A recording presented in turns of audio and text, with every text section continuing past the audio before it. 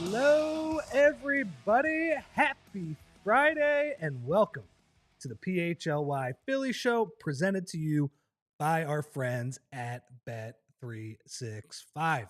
And guys, we have a nice weekend of baseball coming up in South Philly. As much juice as you can have for a series in mid-June, I think we have it. Because Andrew, I mean, what a difference a week makes in the baseball season. I was so down on the Phillies last week. By the way, I am Rich Hoffman. I am not Tyler Zulli. I am stepping in for him today. Sorry. Couldn't tell. Yeah. Well, figured I'd identify myself to the masses.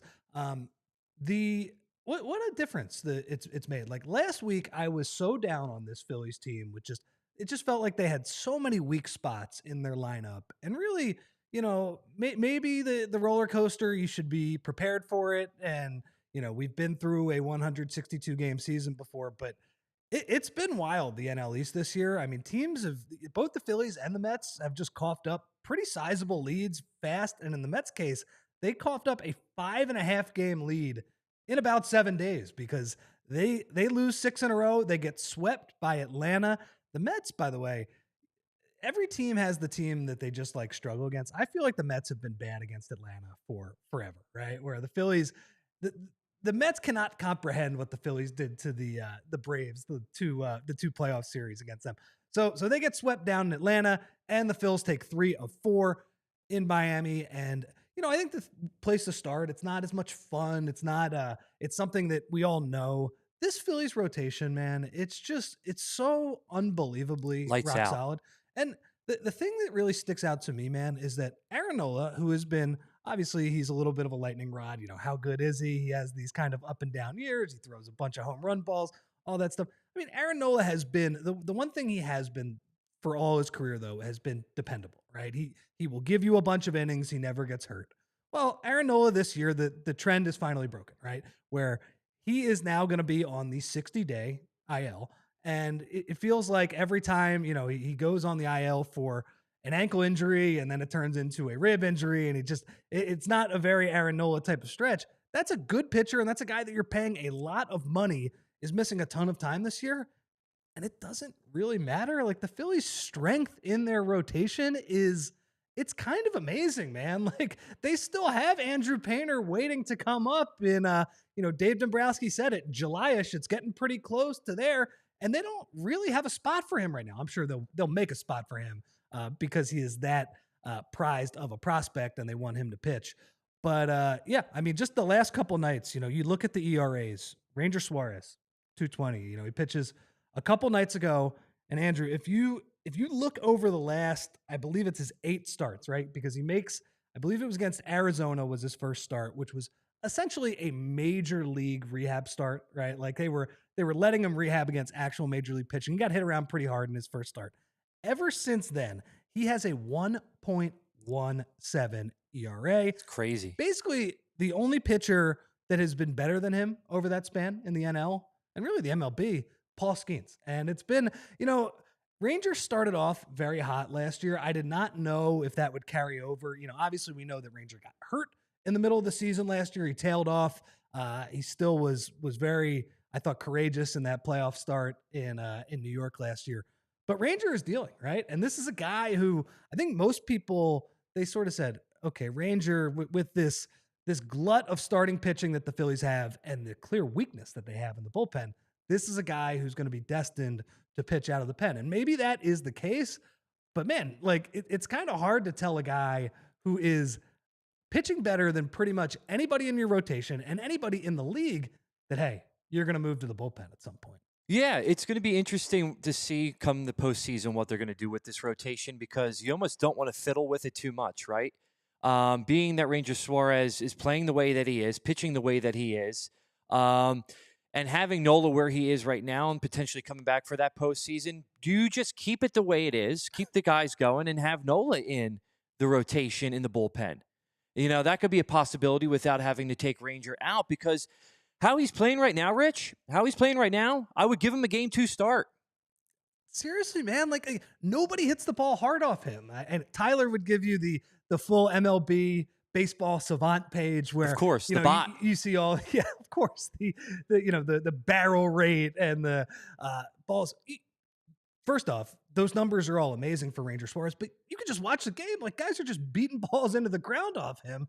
He has just a complete command of how to pitch. And the thing I'm worried about for him, I wish they could kind of just cryogenically freeze him for a few months, put him on ice. I want this guy in late September ready to Yes. pitch in October, because we all know Ranger Suarez he's a dog, man. Like, He he is. is absolutely somebody you want pitching in a big game. Like, he is not going to be afraid of the moment. So it'll be interesting to see what they do. Like, you mentioned Nola. The one issue with that, and I think he clearly would be the guy based on the merit of how he was pitching before injury to go to the bullpen. Mhm. The issue is I don't think his stuff really plays as a bullpen. He doesn't strike me as a bullpen guy where he hasn't really done it before. He doesn't throw as hard. You know, I know they're trying this thing with Taiwan right now. He's kind of in that Taiwan mold where I'm thinking, like, would that actually work? But it's a good point, man. Like, I think Ranger Suarez has been completely dominant. And then you have a guy in Cristopher Sanchez who is just like, he might be the most underrated pitcher in Oh, baseball. definitely. Last night, you know, he had a little bit of trouble with walks. After he got hurt, I'd say there were like 3 or 4 starts where he was struggling with walks. He was pounding the strike zone last night against the Miami Marlins, and just that changeup was completely nasty. And that's another guy too. Like, what do you do with these starts? Obviously, Zach Wheeler is going to be your game one starter. He has earned that. He has basically been the best pitcher in baseball over the last 5 years. We know that. They will have some decisions to make, and I hope all of these guys stay healthy. And Andrew Painter has not even come to Philadelphia to try and make things even more interesting as well. But the good news, guys, is that, you know, I was pretty down on this team last week. But the good news for the Phillies is just this starting pitching gives this group such a high floor where, as much as we are frustrated with Bryson Stott and Alec Boehm and Brandon Marsh. Alec Boehm, by the way, starting to hit much Yeah, he better right is. now. Yeah, it's good to see. But, you know, any of these guys in the lineup and Bryce Harper being out, where's the pop? All of those things, and the bullpen too, right? Outside of Orion Kerkering, a lot of questions there. The fact that they have guys that just go 7, 8 innings, like last night, Christopher Sanchez pitched 8 innings. They easily could have sent him back out for the 9th inning. And Of I think course. Topper was like, you know, this is a good spot for Orion. Seems like Orion is now maybe the closer, right? The Phillies have not had a set closer for a while, but partially because Orion is pitching well, partially because they're not getting anything else from anybody. Like, even like Matt Strom's numbers, I looked at them the other day. They're way better than it feels. Like, it feels super dicey whenever Really. he goes out there. Yeah. So they don't really have a lot out there, but the starting rotation, it's tremendous, right? And you have a guy like Mick Abel who's giving you a competent start every 5 days as well. So, I mean, you have 4 guys right now with a 2.87 ERA and lower. And if Jesus Luzardo, if we took away those 2 ridiculous starts where I'm convinced he was tipping his pitches, Oh, like, he had to 100%. be, Yeah. he had to be doing something wrong because his stuff is too good. Like, sure, I can understand having some bad games, but having bad games to that degree, like, that doesn't make any sense to Yeah, me, there's right? no way. You were definitely doing something. So I'm feeling pretty good about these guys right now. And obviously they have a big chance this weekend. The Mets are reeling. The Mets have gotten, you know, great starting pitching all year. I kind of wonder, the Mets had a stretch right before they built their 5 game lead. The Mets had a stretch similar to the one that the Phillies had close to a month ago, where they played the Rockies a bunch. They played like the White Sox a bunch. And it feels like if you find a stretch like that where you play these terrible teams, it almost comes back to bite you when you get back to reality a little bit. That might have happened to the Phillies when they played against the Brewers and the Blue Jays the first time too. It's like, oh yeah, like, these teams actually can hit Yeah. and pitch a little bit. But, like, look, the Mets obviously ruined the Philly season last year. They were like the team of destiny, and they come in here completely reeling. And you got Zach Wheeler. That's the thing. You got Zach Wheeler going tonight against, I think the Mets have a bullpen starter They do. going Yeah. in tonight's game. Look, I'm excited, man. I have tickets for the game on Saturday Oh, night. there you go. I am Mick super. Abel, I think, is pitching that game. Yeah, Mick Abel. There you So go. it was tough, man. Last year, I felt like, because I have a season ticket plan with my friends, it's like 18, 20 games, something like that. And, you know, you end up going to 10 or 12 of those games. I got a lot of fifth starter games last year. I got a lot of Taiwan Walker. I got a Mm, lot of bet you love that. Colby Allard, and Ooh, yeah, yeah. like look, Oh, they that's they a good won one. they won some of those games, but if they were to win some Tyler Phillips games as well, if they were going to win those games, they were going to have to score a bunch of runs that night. Mick, I feel pretty good about, and Mick Abel. I'm curious what you think about this, Andrew. Mick Abel seems like somebody who might be a trade piece for these guys, right? Because he is not on the level of Andrew Painter as a prospect. He has had an interesting minor league career, right? I think he was considered a top 50 prospect in baseball. I don't think he got up to the Painter range, top 10 prospect in baseball, but considered a very good prospect for a long time. Was the Phillies' first round pick, I believe, in 2020. Hmm. Worked his way up, and then last year he was just awful. Like he couldn't find anything. Um, but as we've seen, he's bounced back this year, pitched much better in AAA. By the way, the AAA in some ways, I feel like the gap between AAA and MLB is greater than ever before Oh, it because definitely is. Yeah. it's not the same as it used to be. Like a guy automatically hitting there, I don't think that's going to transfer to the majors. But the one thing that is hard about AAA, they do have the automated ball strike system, and for a guy like Mick Abel who could not find the strike zone, I'm sure he found that pretty challenging. Anyway, he has found the strike zone more this year, and I wonder, is this going to be like his highest value? Is this going to be his best trade value? Because he has shown that he's got like a nice 5-6 pitch mix. He throws hard. Clearly is like got a good head on his shoulders. Has dealt with some adversity.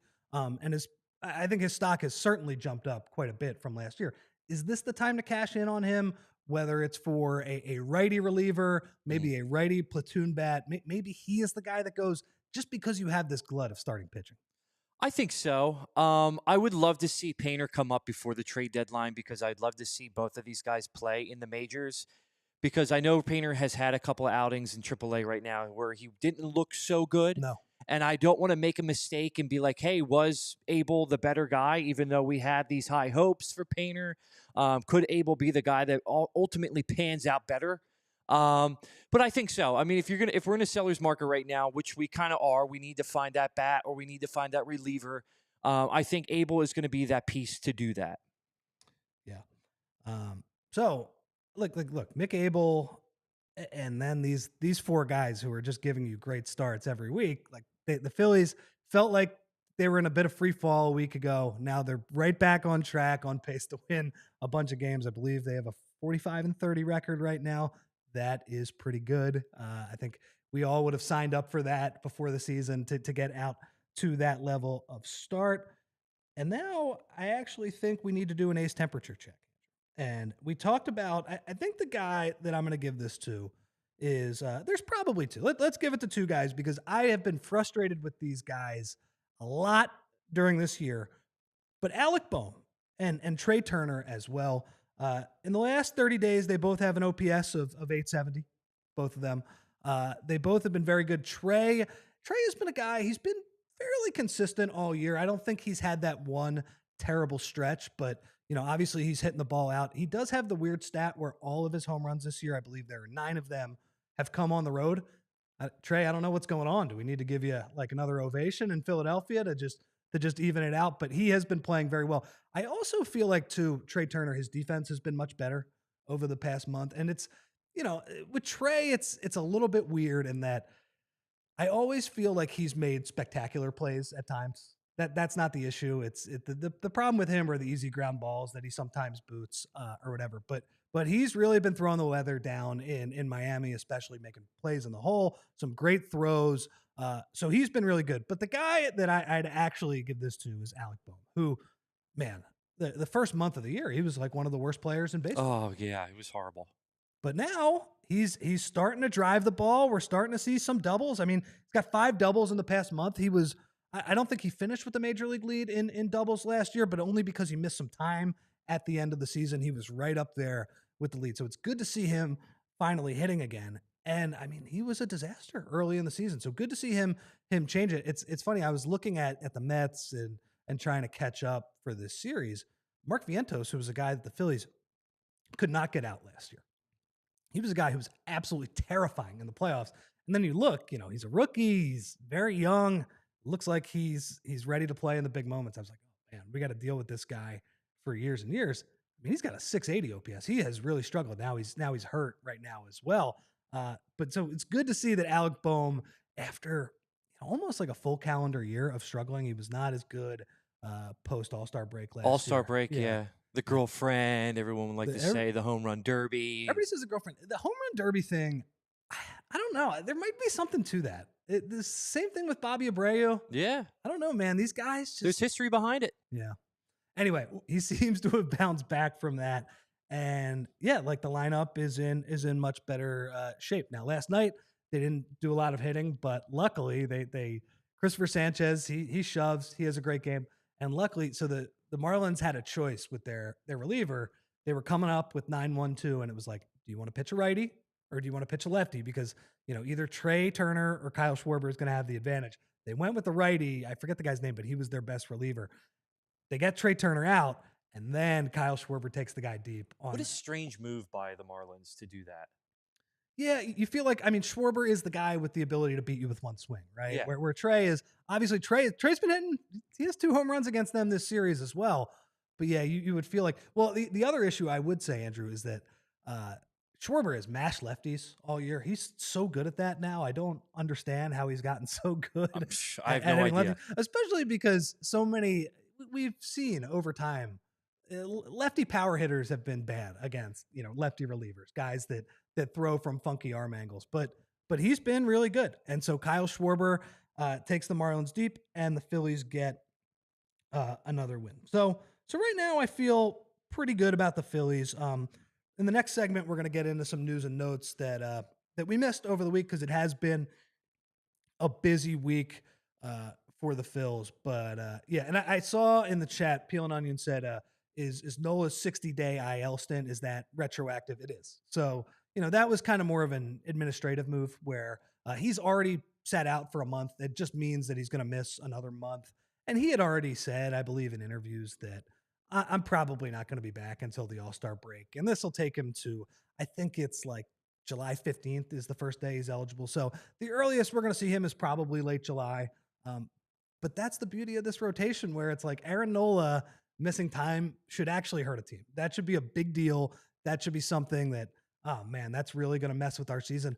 The Phillies have built this major league pitching depth. Like other organizations have pitching depth, but they have lottery tickets in single A and in double A, guys that still have a lot to prove before making the major leagues. No, the Phillies have like 8 or 9 guys who can pitch at the major league level, and 5 of them are proven to be awesome already. So that's been cool. Very excited. I'm sure there will be a bunch of loser Mets fans at the ballpark this weekend. And we'll talk about that a little bit later in the third segment, because some of my worst memories are going to Phillies games with a bunch of Mets fans. All right, let's take a break for now, and let's hear from a few of our friends. And first up are our friends at Mando. Guys, Mando is a men's deodorant brand that's hyper-focused on keeping every aspect of a man's body smelling fresh and clean. And guys, they mean every aspect of a man's body. Mando overtly, they call out the more colorful parts of men's bodies, such as your pits, your belly buttons, and yeah, your balls as well. Their scents are geared towards men with options like Bourbon Leather, Clover Woods, Mount Fuji, and Pro Sport. And guys, it's a whole body deodorant. You can use it everywhere, including the places that I just talked. And it was created by a doctor who saw firsthand how normal BO was being misdiagnosed and mistreated. And it is clinically proven to block odor all day and control odor for up to 72 hours. And guys, you want to try America's #1 whole body deodorant formula right now? You can find Mando in Walmart, Target, and other retailers across the country. Or for the best deals, go to their website. Go to shopmando.com. Mando Starter Pack is perfect for new customers, and it comes with a solid stick deodorant, cream tube deodorant, 2 free products of your choice, and free shipping. And as a special offer for listeners, new customers get $5 off a starter pack with our exclusive code. That equates to over 40% off your starter pack. What is that code?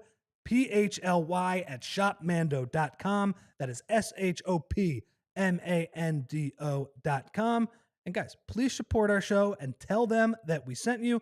Smell fresher, stay drier, and boost your confidence from head to toe with Mando.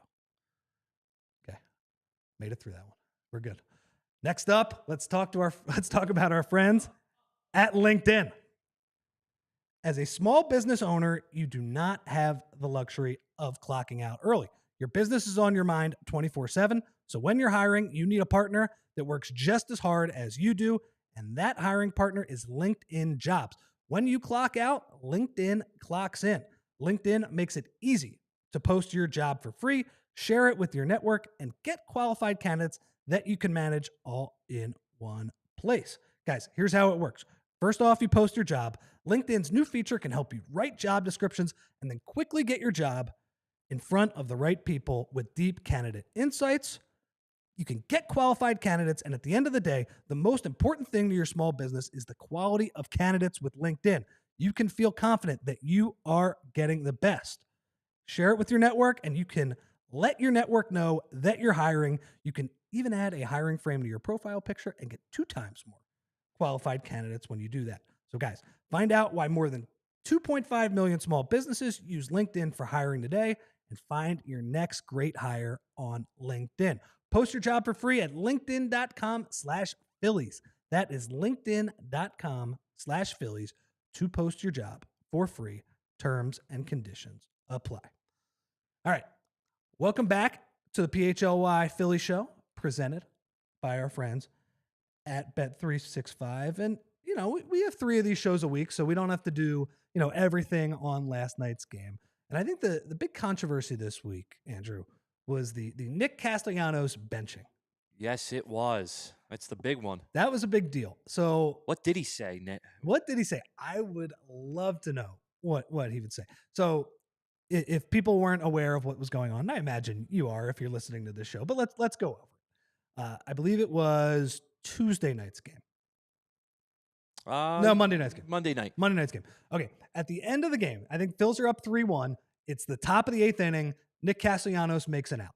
And in the bottom of the 8th, Rob Thompson tells Nick Castellanos, "You're out. We're putting Johan Rojas in. We're reshuffling the outfield, and you're coming out because we want to fortify the defense." Johan Rojas, obviously a much better defensive player than Nick Castellanos. Yes, definitely. And Nick Castellanos, he let him hear it. You're right. It was the Monday game. So he lets him hear it, and the Phillies end up winning that game. And surprisingly, nobody caught on to that. Like the television cameras didn't catch up to that. Nobody really talked about that after Monday night's game, which was a win. But before the game on Tuesday, Rob Thompson out of nowhere says, "Hey, by the way, Nick Castellanos is getting sat down." And that is something that would have made headlines anyway, because Nick Castellanos, he loves playing every day. 246 starts in a row consecutively. I think that was the number, yeah. right? Yeah, I mean, it dates all the way back to September 2023 when they got him to sit for the first game of a doubleheader. So every doubleheader they played since then, he's playing both of them. And obviously, like sitting him down in the 8th inning, that doesn't ruin the streak. You played 8 innings, you're still on your games played streak. That is fine. But it seems like Rob Thompson, that's not something he usually does, sit Nick Castellanos down for defense. So I thought it was interesting when you look at some of the advanced stats like defensive runs saved and defensive WAR and things like that. Nick Castellanos, he grades out horribly. It's pretty wild, man. I will say, and I by the way, like I'm not saying those stats are the end all be all. I do think they tell you something. As somebody who just watches the games and is not like the most trained eye in the world, I would have told you, yeah, Nick Castellanos is not a good defensive player. I didn't think we were watching like the worst defensive player in baseball, but obviously there is something to that. So if Nick Castellanos is the worst player or defensive player in baseball, basically, I think it's reasonable for Rob Thompson to say once in a while, "Hey man, you just made an out in the 8th inning. We're protecting a 2-run lead. Like our outfield defense will get so much better if we put Max Kepler in right field where we know he's good. Brandon Marsh, not a great center fielder, a better left fielder than a center fielder. And then you stick Johan Rojas in center field. Even if he has fallen off a little bit from when he's come up, he's a good defensive center fielder, gets great jumps on the balls, all those things." Nick Castellanos was not having it. And I wonder again. We need a little more clarification on what he said, but my guess is just eyeballing it. I bet it was pretty bad. I bet Yeah. it was pretty bad because there's two elements of this, man. Number one, Rob Thompson, he does not seem like a guy who has rabbit ears, right? Like Rob Thompson is a player's manager. He is not somebody who wants to be the story, right? And I think that that's a great credit because Rob Thompson, as the fan base, and by the way, I include myself in this too. When they're freaking out about the Phillies, getting swept by Milwaukee and Luzardo getting shelled and things are bad, Rob Thompson is just flatline, even keeled. And that's how you have to be, I think, if you're a manager. I think that's the best way to go about it. Sure, does it frustrate me sometimes that he does not, go yell at the umpire? Yeah, sure, in the moment. But I think if you view the entire Rob Thompson experience, I think he is going about it the right way. So he doesn't really want to be part of the story. That's part of it. So that tells me it was probably pretty bad. And the other part is that Nick Castellanos, he seems a little moody. I like Nick Castellanos because he's authentic, right? Like he kind of wears his emotions on his sleeves. Yes. When he struggles, like he kind of reminds me of the human element of baseball, where like he just goes on these month-long stretches where he looks completely hopeless, and he's just like, yeah, this absolutely stinks. And he also goes through stretches where he's like the best hitter. He can carry the team for a week and a half at times like that. So I don't know, like even though he has not probably lived up to what his contract is, I still like somewhat enjoy the Nick Castellanos experience. I don't know. Maybe I'm different than most people. I know some people do not feel the exact same on that. But like we talked about, he doesn't let them take him out of the lineup. Like that's not a Phillies thing. Like I think the Phillies would ideally say, "Hey man, we're gonna sit you down every once in a while. Like you need to rest. Like Yeah. you're over 30. Their experiences. Maybe we can DH you sometimes too with Bryce out of the lineup, which they did last weekend as well. But he doesn't let them, and I feel like he kind of just puts his foot down and says no. So my hope is that this doesn't become a thing, right? Because I feel like it was probably pretty bad, and Rob Thompson had to send a message and be like, "Look, man, that was unacceptable what you said." I guess that's my hope is that this doesn't become like a thing, and that probably falls on Nick Castellanos because we know Rob Thompson is not going to make it a thing. Like he's clearly gonna choose the side of diffusing the situation and not making it as bad. So I hope that doesn't turn into a big thing. I did find it funny that the next night, Rob Thompson in the exact same spot, he comes back in on Wednesday. Nick Castellanos is out there for defense in a close game. So it feels like he like sat him down, but he didn't follow. Like he should have stuck to his guns. And of course, Nick Castellanos makes the catch at the end of the game as well. Yes. So I don't know, little bit of a weird spot there. Yeah, it is. And like you said, really hope that it doesn't become any like long term thing between those two. I like Nick. I think Nick's great. I think there are worse players on the team than Nick. Yeah. You can get like a solid outing out of him. So it really is just going to come down to him and like, hey, Nick, can you keep your emotions in check? Make sure that this doesn't bleed over to anything else. I do wonder if like, and again, I like this about Castellanos, but I do wonder he feels like a guy who can be a little moody, right? Where Yeah. like if you catch him on a good day, it's great, and he's honestly like some of his post game interviews, he's great. K Red says in the chat that he's very eloquent. Yeah, when you catch him on the right day, he says some pretty good stuff, but sometimes it feels like he just gets a little bit down in the dumps. It actually reminded me a little bit, Andrew, of do you remember when Jimmy Rollins got benched in the 2008 season? Mm. Because Charlie had his two rules. Charlie's two rules were, and these were apparently the only two rules. I guess you could tear up the clubhouse and do whatever, but Charlie Manuel's two rules were you show up on time and you hustle. Those are the two things, and then everything else it's that they can be negotiable. I wonder if Charlie would have had a rule about mouthing off to the manager. I wonder if he would have added a third rule if he was managing Nick Castellanos. Anyway, Jimmy Rollins, though, he in that 2008 season, which we all remember, turned out pretty well. Ended up in a good spot. There was a game early in the year where Jimmy Rollins did not run a pop out. A play that he was going to get out, but he did not run hard. And Charlie Manuel sat him down. Yeah, like he was like, "You're out." And there was another game later in that year where they played the Mets. I wonder if there was like New York traffic. It was a 1 p.m. game, I believe. Jimmy Rollins showed up late. He also sat him down. Now, the difference between those two is that Jimmy Rollins in 2008 was a much better baseball player than Nick Castellanos Oh is yeah. in 2025. He was like one of the key. I mean, he was a year removed from winning MVP. So, he's still an excellent player. So, Charlie and Jimmy got over that.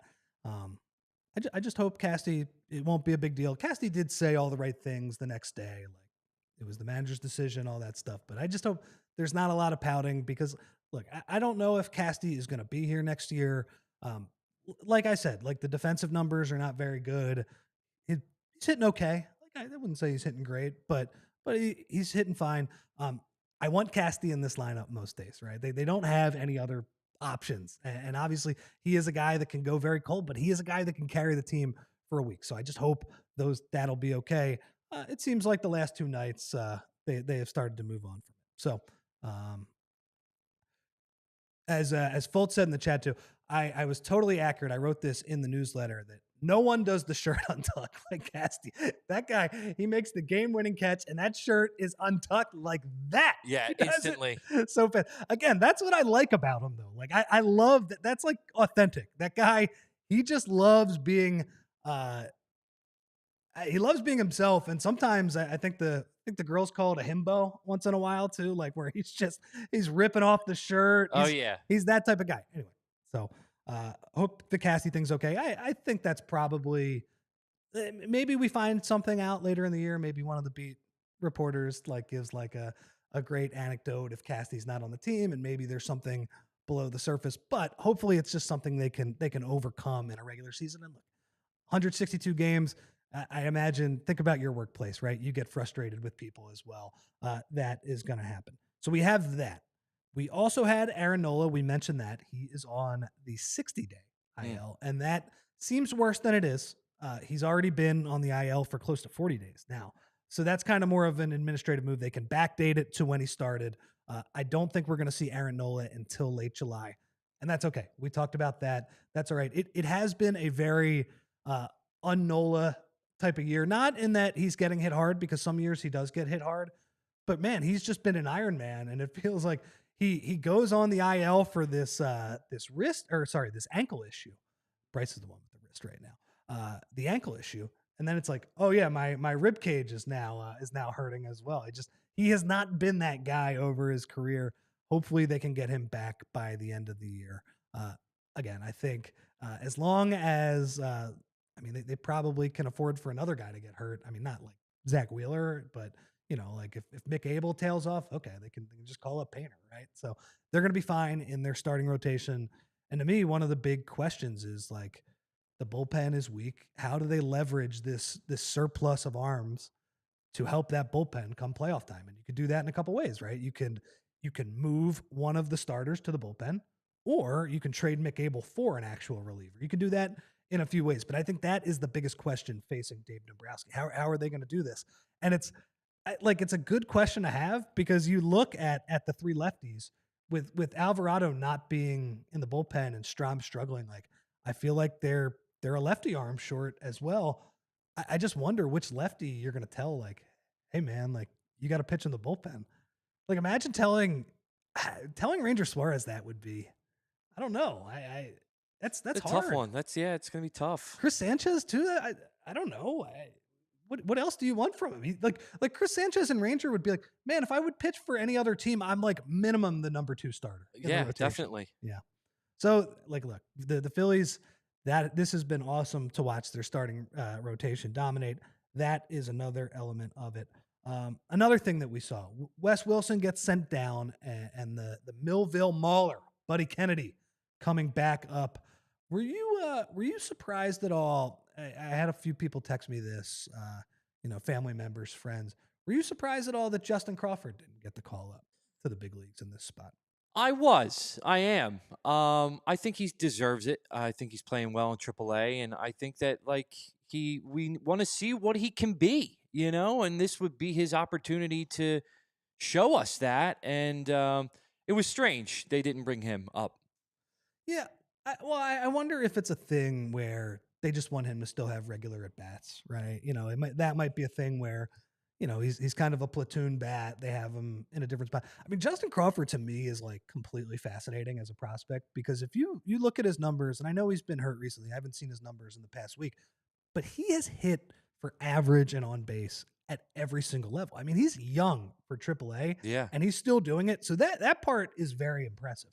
But there are evaluators that are just like, man, he hits the ball into the ground way too much. Yeah. And like when he faces major league pitching and when they get the scouting report on him, like that's not going to work. And I kind of want to see him sink or swim at the major league level. I know it's an unorthodox approach. He doesn't hit for a ton of power, but we talked about Casty not grading out well defensively. Justin Crawford, very good defensive player, gives you a ton of speed once he gets on base. And it's like, man, like having a guy that just gets on base, even if you stick him in the 8 or 9 hole, right? You can just have a guy who's on base once in a while for Schwarber, for Trey, for Price, for all those guys. I would like to see him sink or swim. It does seem like the Phillies are not at that point yet, and I kind of understand it. But like, look, there are people like our guy Filthy McNasty in the chat says that he needs to be called up in July.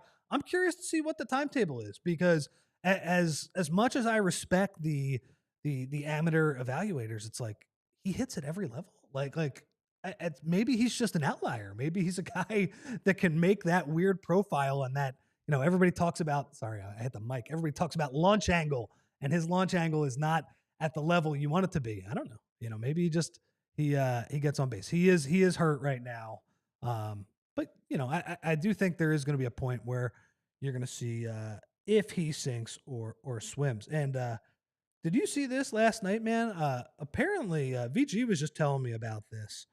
So the Padres and the Dodgers, they have a nice little rivalry going on. Yes, they do. And you don't really think about this because California, the teams are spread out. It's typically not like the East Coast where you can just hop on a train and get up to New York, get down to Washington, Boston, all those places. San Diego, LA, very close to each other, driving distance or whatever. Those teams hate each other. Obviously, those teams have been very good over the past few years. The Dodgers have been good for over a decade now. And believe it or not, I can't believe how much money their ownership has. They just bought the Lakers for a $10 billion valuation, which is just like insane. I don't even, rich people are rich. Can't even fathom that. I know like the Lakers are probably one of the more valuable franchises in the world, but like the Celtics just sold for like $4 billion more dollars. Yeah. Like really? Wow. I don't know. Anyway, they have run the Dodgers well. There were a bunch of people who were saying that the NBA is going to need a third apron with all the money the Dodgers spend. The sports are a little bit different. The Dodgers, being able to spend all the money in baseball is a bigger advantage than it is in basketball. There is a salary cap. But anyway, Shohei Ohtani, he got drilled. I'm watching the video right now. He got drilled by Robert Suarez last night. Robert Suarez, who throws gas, as we all know. Luckily, Bryce Harper homered off him in a big spot, the swing of his life. But excellent pitcher for a long time. And so Shohei Ohtani, like Fernando Tatis has been getting drilled apparently this entire series. And Shohei Ohtani gets drilled. And it's funny, like normally you would think like hitting the best player would be, that'd be like a thorny issue, right? You feel like the Dodgers would stick up. I feel like Shohei Ohtani is almost off limits. Like I think it's even more heightened with Shohei Ohtani. Like Suarez, if he's going to get suspended by the MLB, if I'm Rob Manfred, I'm thinking like, bro, you can't hit Shohei Ohtani. He's like our golden goose. What are you doing? Hit anybody else on the team. Anyway, he got drilled. And the cool thing about Shohei Ohtani is after he got drilled, which it seems like it was clearly on purpose, he played peacemaker. He told like the Dodgers, like the players, like, hey man, like let's not get in a fight here. Like I get it. Like there's been a lot of people getting beamed. He went to the Padres dugout and was like, hey, it's cool. Like whatever. He drilled me in the back, whatever. So anyway, I was pretty impressed by Shohei Ohtani being cool because like I completely understand why every major league player freaks out when they get hit, even if it isn't on purpose. Like it's not fun getting hit with 100-mile-an-hour fastball. That is to kill. Might hurt, just a little bit. Yeah. So that was pretty cool. Anyway, Shohei Ohtani is back on the mound. I believe he pitched 1 inning the other night. Best athlete I've ever seen in my life. Crazy. It's crazy. So Dodgers have been a team. I've been very impressed with the Dodgers over the last few years too. They're the polar opposite of the Phillies, where they have this great lineup that you can pretty much pencil in, just going to score a bunch of runs, have a pretty good bullpen. They've dealt with so many injuries in their starting rotation, and last year winning the World Series with, I mean, we talk about that Padres Dodgers rivalry. The Dodgers played an elimination game against the Padres. They had to go with a bullpen game, and they won the game, Yeah. and then they end up winning the series. They're very impressive, but maybe we'll talk about them in October. I think for now, though, we can hear from a couple more of our friends. And let's start. And let's start with Shady Rays. Guys, you know that moment. The one when you realize you left your favorite pair of sunglasses on the beach. Or maybe you left them on the roof of your car, right? You know, you're putting your groceries away or at a gas station that's 3 states away. Well, guys, I've been there too. I have lost countless pairs of sunglasses. And it's never fun to try and find a new pair. They can be expensive. But guys, then I found Shady Rays, and it changed the game. Their sunglasses are made for real life, good looking, polarized, durable, and not stupidly expensive. That's the key. Guys, and here is the part. Like I mentioned losing the sunglasses. Here is the best part of the Shady Rays experience. If you lose or break them, even on day one, Shady Rays will send you a brand new pair. No guilt trip at all for you, just replacements. So now I actually wear my sunglasses without fear. On hikes, at concerts, playing golf, on the boat, whatever. Shady Rays is eyewear that has your back. So we at PHLY have teamed up with Shady Rays to bring you an exclusive offer. Head over to shadyrays.com and use code PHLY for 35% off polarized sunglasses. Try for yourself the shades rated 5 stars by over 300,000 people.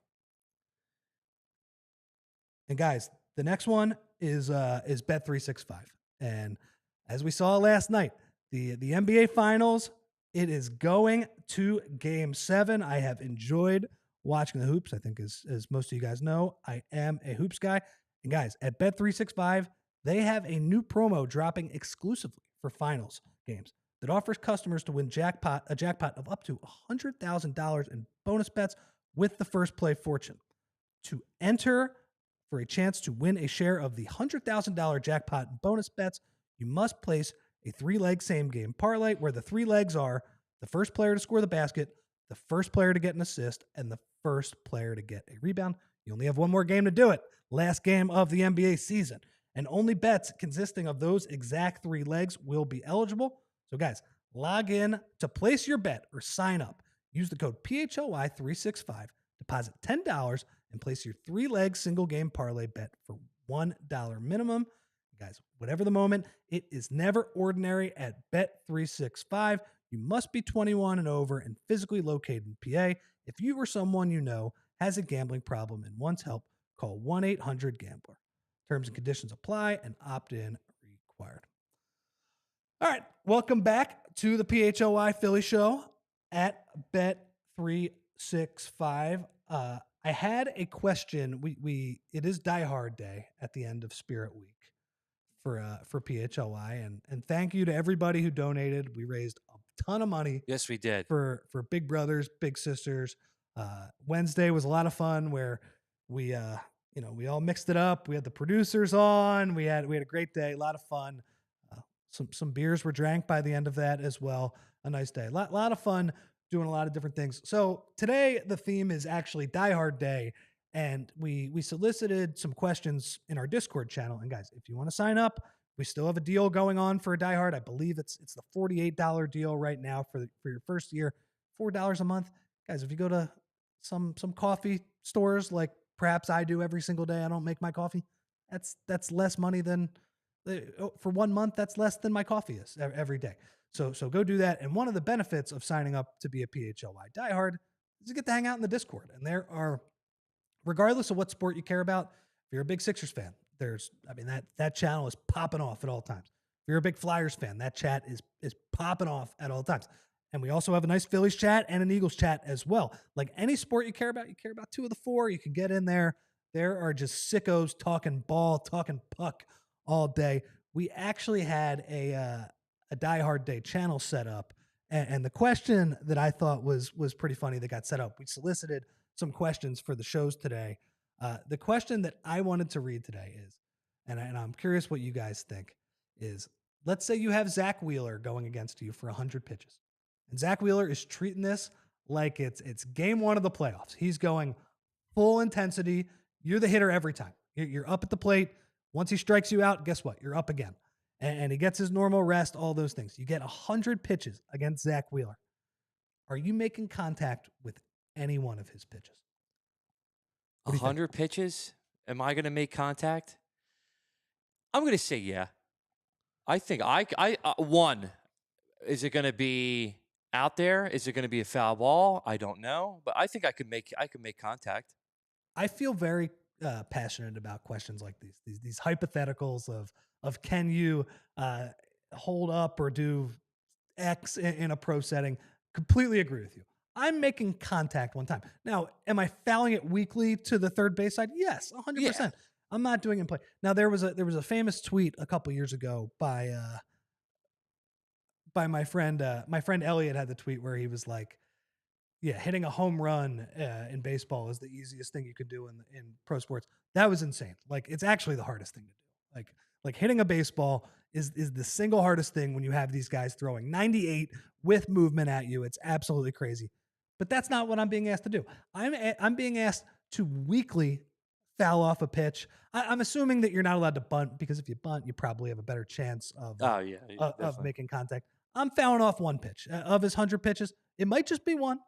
Zach Wheeler, some of the swings and misses that I'll make will be terrible, but that was a fun question to think over. But I think if you set the bar low enough where all I got to do is make contact once, where I just got to foul a ball weakly, I'm probably not even putting it in play because I'm going to be way late on all of those fastballs.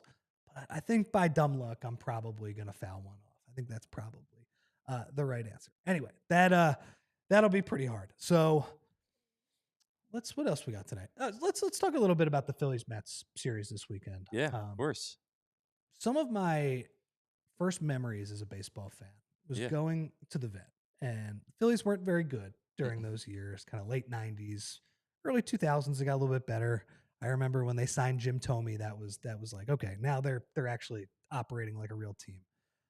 Some of my first memories were, okay, it's pretty empty, but it was less empty when they played the Mets. And I was like, man, all these Mets fans coming down here and cheering for Mike Piazza home runs. And I hated it. It was brutal. So the Mets have a special place in my heart in terms of how much I dislike them. I think, like, in terms of Philadelphia franchises, like how much the average Philadelphia fan hates a certain team, sports hate. We're not talking, getting in fights with people. Not real hate. Like, yeah, sports hate. Yeah, which is fun, right? Everybody loves sports hate. I feel like the Dallas Cowboys are probably number one. Number one. Is there an argument? Now, all of the football rivalries, they hold outsized importance, right? People Definitely. certainly no love lost for Washington or New York, who, by the way, are way worse than the Philadelphia Eagles right now, which is pretty cool. I feel like the Mets might be second, though. I think the Mets have an argument for a lot of people to be second, just because of all of the big games they have played against the Phillies over the years. And especially, I don't know, right? Maybe I'm a little prisoner of the moment, but the fact that they did what the Phillies had just done to the Braves the previous 2 years, where they just had kind of everything go right for them, and they were like the team of destiny last year. By the way, the team of destiny that lost in the NLCS, so they didn't actually go on to win a World Series. I don't know. I despise the Mets, man. Yeah, I mean, I would have to agree with you. Obviously, top of that list would be the Cowboys. But number two would be the Mets. Now, question for you. Where would you put the Braves in that mix? Good question. Because I feel like they could be a 2A, 2B. They could be. Yeah, I certainly don't like the Braves. I guess for some reason, the Northeast regional rivalry means a little bit more than me. Trust me, I have no love for the Braves. And ending their season, especially in 2003, when they were just like the best offense I've ever seen in my life, and just shutting them down over 4 games. That was so awesome. I can't believe we lost to the Diamondbacks after that. What are we doing? What are we doing? Yeah, I think you're right. I think those are. I mean, not like anybody cares about the Marlins or really Nah. even the Nationals as well. I know they were good for a few years in there. Um, yeah, I think you're probably right. They are 2A and 2B, and the Braves just swept the Mets. They, I've kind of been looking at the Braves, and I'm like, are these guys going to sell this year? Because they just have not been very good. Right now, they are 10 games back of the Phillies and the Mets. They're going to have to make a move at some point, but obviously they were 13 games back of the Mets when the series started. They just have not been very good. Now, if you look at the Braves, their run differential is pretty good. They may be a little bit unlucky, like the Padres were last year, where they're just losing a bunch of one-run games. But it would be nice if the Braves were sellers. You have the Mets coming in here this weekend. One thing I do want to take advantage of. Every time Juan Soto does poorly, you gotta remind everybody that he makes $765 million. Like, just like an absurd cost for a baseball player. And Yeah. God bless Steve Cohen going out and paying that money. That shows a lot of commitment, but that's an insane number for a guy who hits 4 times a game, right? And if Juan Soto is struggling, it's just like you got to try and add on to the cycle. Like the Mets last year were this plucky underdog team, and now it's like, oh, they got the $765 million man, and if Matt Strom gets him out tonight or Orion gets him out tonight, I want people to hear it. So if you look at the pitching matchups this weekend, you have, I believe the Mets, their pitcher tonight is this guy, Blake Tidwell, or Blade Tidwell. Sorry. Uh, A cool name, Blade. Blade.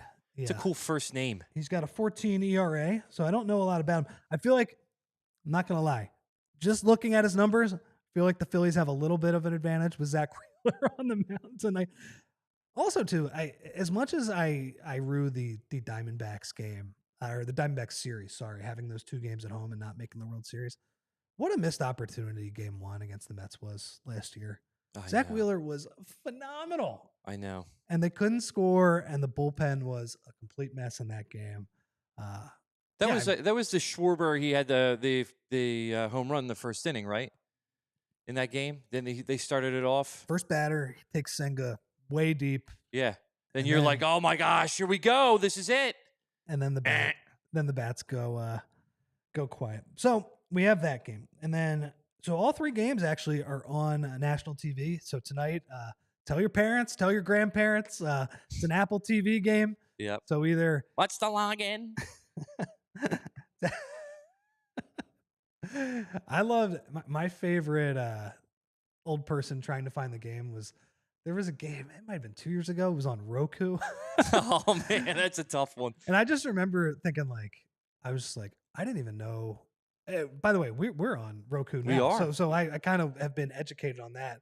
And I was like, well, the good news with Roku is it's free, right? Apple TV, you got to pay for it. No, just fire up your Roku. You're good. Yep. Pretty sure you got the YouTube TV on it. So that's tonight's game.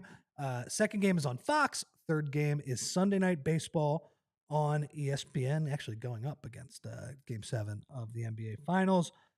We have Mick Abel going in Saturday's game against Griffin Canning, who's been pretty well. And then Sunday's pitching matchup is Jesus Luzardo against David Peterson. David Peterson is a left-handed pitcher who has been pretty good for the Mets this year. He's been, rock solid for them, one of the better pitchers in the National League so far. I'm sure there will be a lot of juice down at the ballpark. I'm sure we'll have sellout crowds because the Mets fans will travel. Although I will say, compared to what the Sixers dealt with during that Knicks series a couple years ago, I went to game 2 when our guy Casty won the game at the end, the only game that the Phillies won in the NLDS last year. There weren't that many Mets fans down there. I don't know if Red October, just people don't sell their tickets for that. But I was a little surprised at pleasantly surprised at how few Mets fans were down there for that game. And then the Mets actually have to play Atlanta after that as well. So should be a fun weekend of baseball down at the park. I think VG told me he's going to the game tonight. He is, yeah. Yeah. Well, he goes to a lot of games, so it'll be pretty warm down there. The weather's been pretty crazy over the last week here in Philly, and yeah, it'd be nice to me. Like, it just it'd be nice to get 2 of 3 and just like really put the Mets in a bad place right now. Like I don't know. We'll see. Like, can they deal with adversity? I'm not sure if their starting rotation, which has been good so far, is built to kind of be a run stopper like the Phillies was over the past week. So that has been good. Looks like the Phils are where are they up to in the NL right now? Yeah, they're a half game. They're about a half game back of the Dodgers and Cubs, right up there with one of the best records. So we know that the Phils are gonna be in the playoffs. I guess like here's a question for you. Like, how much do you think these games actually matter? I wonder if like I'm a little bit jaded just from the past few years because it's like, man, the Phils, they did everything right last year. They won 95 games, like they were cooking. And then you play a 5-game series against a team that's red hot. It's like, how much does this actually matter? I still am of the opinion, as crazy as it sounds, and as much as this has felt like a disadvantage in past years, clearly want the division. I want that rest. I want Sure. home field advantage. But it has come back to not mean all that much in the past few years. Yeah, I mean, my philosophy has always been with baseball, as long as you're playing 500 ball or above 500 ball before the All-Star break, you're in a good position. And then that's when you really buckle in and go hard. Those are when the games really matters after that All-Star break. And the Phils didn't really do that last year. And they didn't really do that last year. They had No. built up a nice cushion, but they were a little bit slower. I mean, some of that was the fact that their number 5 starter situation was much different than it is this year. Like Mick Abel, man, if he had shown even a pulse at AAA last year, he would have been up. Oh, definitely. I mean, they were just trotting out guys that had no chance to win. They're basically lighting every 5th game on fire. It's a nice spot to be in. But you're right, man. And I do wonder how much the early season record actually matters. It's like you said, right? Like some of the great Phillies teams that we've watched have been treading water at this time of the year. Like a few games above 500, not out in front of the pack. I mean, the Phils are 15 games above 500 right now. They've been spectacular. Yeah. But you're right. It does feel like a team like the 2022 team, right? That Joe Girardi gets fired in, what was it, early June, I think it was. Yeah, it was like right before the All-Star break. And then they run off a bunch of wins. And by the way, they weren't playing great ball in September of that year. Like Aaron Nola was not pitching well or whatever. But that was a team that did come on a little bit more in those months of June, July, and August. So we'll see if these Phils can keep it up. I do love the idea of Andrew Painter getting called up. It's kind of like what we're seeing with Otto Kemp. I don't know what Otto Kemp is going to be. I've enjoyed watching Otto Kemp for a few reasons. Number one, I respect the guy. We talked about Shohei not caring too much about getting drilled by fastballs. Otto Kemp, he's like Chase Utley, man. Like if you throw a loose fastball inside, like he's just gonna take it and take his base and not complain. That's been cool. I don't really know what position he's going to play. Obviously, they have him at first base right now. It's like, yeah, kind of feels like he's just like hanging on by the seat of his pants at that spot. But good hitter.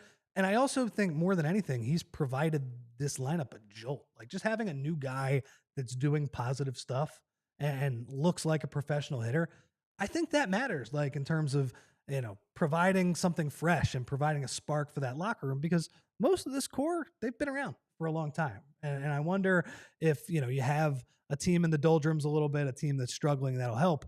I really think Andrew Painter, if you bring him up in mid to late July, early August, whatever, as you mentioned, he struggled for a few starts down in AAA. Now, I wasn't watching those starts closely. Like, was he working on a specific pitch? Was he actually like trying to get those hitters out in the same way he would at the major league level in terms of game planning, or was he more kind of working on his pitches? I don't know. I mean, maybe I'm making an excuse for him. Maybe he just had a bad day and got hit pretty hard.